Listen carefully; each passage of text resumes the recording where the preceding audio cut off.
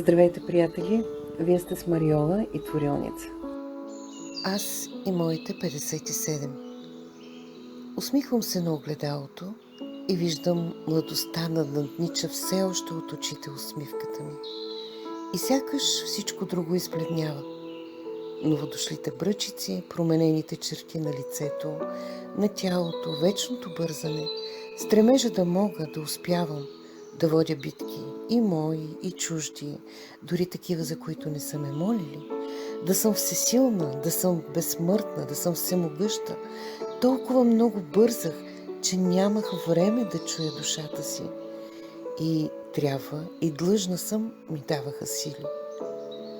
Докато не паднах в бездната на болката, на онази болка, всепоглъщащата болка, която ми позволяваше да движа само очите си, на онази болка, с която можех само да притихна, можех да чуя душата си.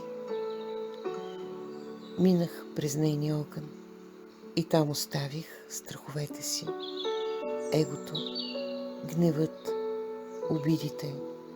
Оставих там и длъжна съм, и трябва.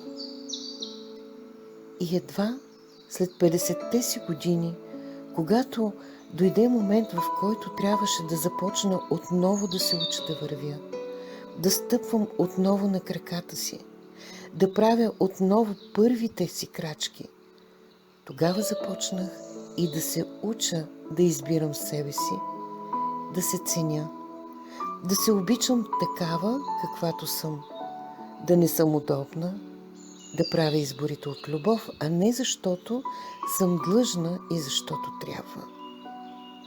Да се радвам на всеки миг, да живея с любов и в благодарност, защото всеки дъх е дар и всеки нов ден е благословие.